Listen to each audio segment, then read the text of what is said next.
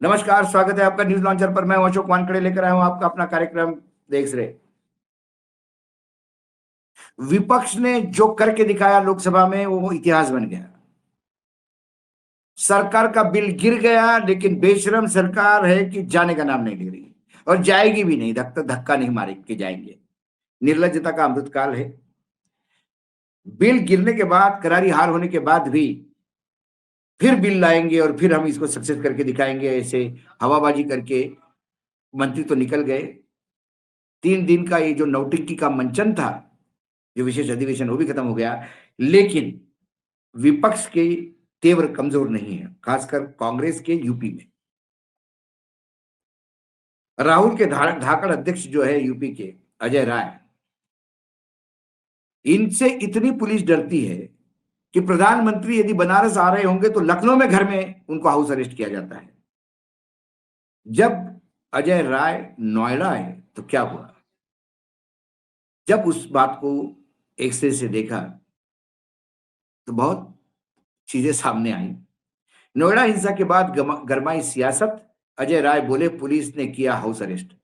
नोएडा हिंसा के बाद कांग्रेस प्रदेश अध्यक्ष अजय राय ने आरोप लगाया कि पुलिस ने उन्हें हाउस अरेस्ट कर दिया है। वह अपने घायल कार्यकर्ता से मिलने जा रहे थे, लेकिन रास्ते में ही रोक दिया गया। उन्होंने मजदूरों की रिहाई, सैलरी बढ़ने और केस वापस लेने की मांग की, जिससे मामला गड़बड़ा गया। नोएडा में हाल ही में हुए हिंसक प्रदर्शन के बाद सियासी हलचल तेज हो गई है। एक तरफ सीपीएम और समाजवादी पार्टी के प्रतिनिधिमंडल मजदूरों से मिलने के लिए नोएडा पहुंचे, तो दूसरी ओर कांग्रेस के प्रदेशाध्यक्ष अजय राय के दौरे ने भी राजनीतिक माहौल को और गर्मा दिया। अजय राय नोएडा के सेक्टर 52 स्थित अपने महानगर अध्यक्ष मुकेश यादव के घर पहुंचे, जहां उनके घर के बाहर भारी संख्या में पुलिस बल तैनात किया गया था। अजय राय ने आरोप लगाया कि नोएडा पुलिस ने उन्हें हाउस अरेस्ट कर दिया है और उन्हें बाहर जाने से रोक रहा है। अजय राय का कहना है कि वो अपने जिला अध्यक्ष दीपक चोटीवाल से मिलने जा रहे थे, जिनका पैर टूट गया था। चोटीवाल चोटीग्रस्त हो गए थे, ये कह सकते हैं। उन्होंने कहा कि जैसे ही वो घर से निकले, पुलिस ने उन्हें रास्ते में रोक लिया और आगे जाने की अनुमति नहीं दी।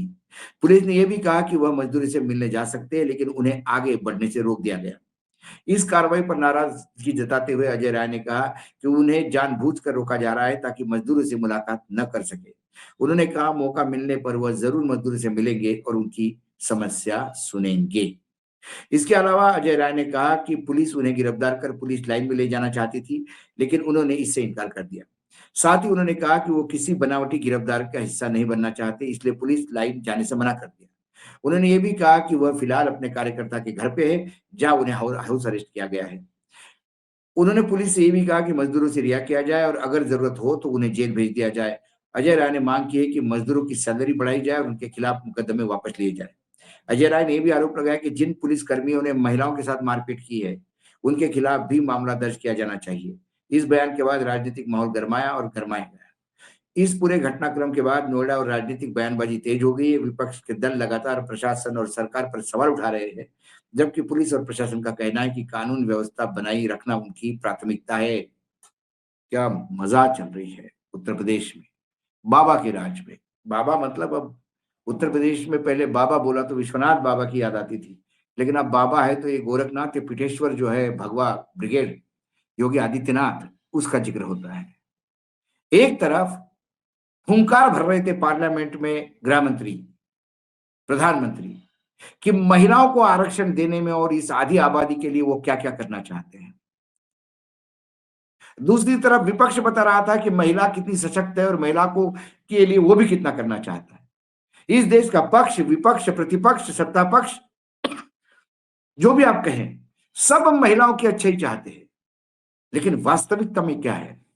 जहां डबल इंजन की सरकार है या ट्रिपल इंजन की सरकार है, कारपोरेशन भी उनके पास है, उस उत्तर प्रदेश में महिला बुरी तरह से पीटी गई।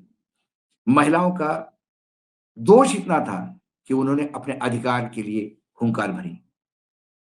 जो वेजेस थे वो मिनिमम वेज एक्ट से भी नीचे थे। और जब लगातार महिलाएं गुहार लगा रही, लोग गुहार लगा रहे, प्रशासन के पास गए, अपने नेताओं के पास गए, तो नेता तो सिर्फ 5 साल बाद आता है वोट लेने।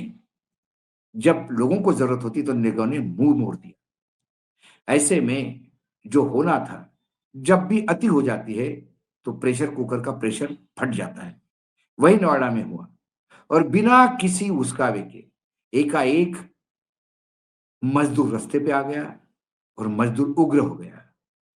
लोगों को समझ के परे था, पूरा दिल्ली रुक गया था क्योंकि कोई नोएडा में आवाजाही नहीं थी। सिर्फ खबरें आ रही थी जलने पीटने की, पत्रकारों को भी पीटा गया जो कवर कर रहे थे, महिलाओं को बुरी तरह से पीटा गया। फिर दिल्ली जगी, फिर लखनऊ जगा, फिर यह तय हुआ कि नहीं नहीं, तुरंत मुख्यमंत्री ने आनंद फानंद में मीटिंग ली और कहा कि नहीं, वेजेस बढ़े जाएंगे और मजदूरों को अधिकार मिलेगा। ये जब वो मांग रहे थे तब क्यों नहीं देते? हर चीज के लिए खून बहना जरूरी है क्या? हर क्या उत्तर प्रदेश की हर आंदोलन में खून बहना ही जरूरी है? किसान आंदोलन करेंगे, 700 मरेंगे तभी सरकार मानेगी, ये जरूरी है क्या? क्या ये सरकार नरभक्षी हो गई क्या, या आदमियों के खून की प्यासी हो गई? ऐसे कई सवाल एक तरह से देखता हूं तो दिखाई देते हैं। एक तरफ महिला सशक्तिकरण की बात करना और उससे मात्र 25 किलोमीटर दूर महिलाओं को पुलिस के लाठी द्वारा बुरी तरह से पिटवाना, यही डबल इंजन सरकार का डबल चेहरा दिखाई देता है। और उसके खिलाफ अजय राय यदि उतरे तो अजय राय, हम बार बार कहते हैं कि कांग्रेस के 2 प्रदेशाध्यक्ष हैं जो रोड पे दिखते हैं। कितना कर पाते ये तो पता नहीं, लेकिन संघर्ष करते दिखाई देते हैं और जो कुछ संघर्ष कर रहा है उसके साथ हिमालय जैसे खड़े होते हैं उत्तर प्रदेश के अजय राय और जीतू पटवारी मध्य प्रदेश। बाकी जगह पूछना पड़ता है कि कांग्रेस का संगठन है, अध्यक्ष है। ये बड़ा बड़ा बड़ा इशू है ये।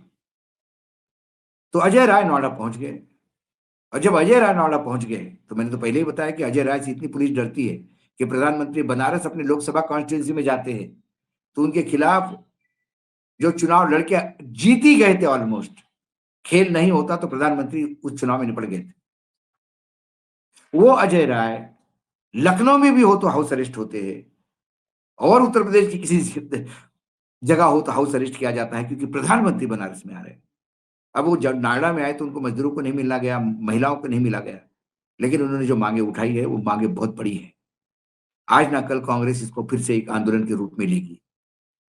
सीपीआई, सीपीएम जैसे कई वामपंथी दल है जो मजदूरों के लिए काम करते हैं, उनके लिए भी एक बड़ा इशू था। वैसे मजदूरों की हालत पूरे देश में ही खराब है, लेकिन सुनता कौन है? हमारे यहाँ लेबर एक्ट भी होते हैं तो किसी और के लिए होते हैं, मजदूरों के लिए नहीं, वो कारपोरेट सेक्टर के लिए होते हैं। इस पूरे इसमें मजदूरों पे तो केस दर्ज हुए, महिला मजदूरों या पुरुष मजदूर, आजगानी के केस दर्ज हुए, पुलिस प्रॉपर्टी, पब्लिक प्रॉपर्टी को मारने के लिए दर्ज हुए, लेकिन किसी भी मालिक के खिलाफ, मिल मालिक के खिलाफ या किसी फैक्ट्री मालिक के खिलाफ केस दर्ज होता हुआ दिखाई नहीं देता कि जो इतने मिनिमम वेजेस पे लोगों से काम करवा रहे थे, जो कानून की धज्जियां उड़ा रहे थे, जो लेबर लॉज की धज्जियां उड़ा रहे थे। लेकिन फिर गरीबों की सुनता कौन है? ये देश सूट बूट वालों की है। यदि यहाँ सुनवाई होती तो अडानी अंबानी की होती है और फिर धन पशुओं की होती है जिनके पास धन है। निर्धनों के लिए तो रास्ते पे ही उतरना होता है और रास्ते पे उतरने के बाद मिलते हैं क्या? तो पुलिस के डंडे। ये आज का नहीं, ये रेगुलर डबल इंजन सरकार का डबल डोज है जनता के लिए। जब मैं इस तरह से देखता हूं तो मुझे वो लड़ते हुए मजदूर अकेले पड़ते हुए नजर आते हैं। उनके साथ राजनीतिक दल भी साथ देना चाहे तो उनको मिलने तक नहीं दिया जाता। ये फिर तानाशाही नहीं तो क्या? एक्सरे से तो मुझे तानाशाही दिखती है। आज एक्सरे में इतना ही, कल फिर आता हूं किसी विषय के साथ। तब तक के लिए नमस्कार, देखते रहिएगा न्यूज लॉन्चर।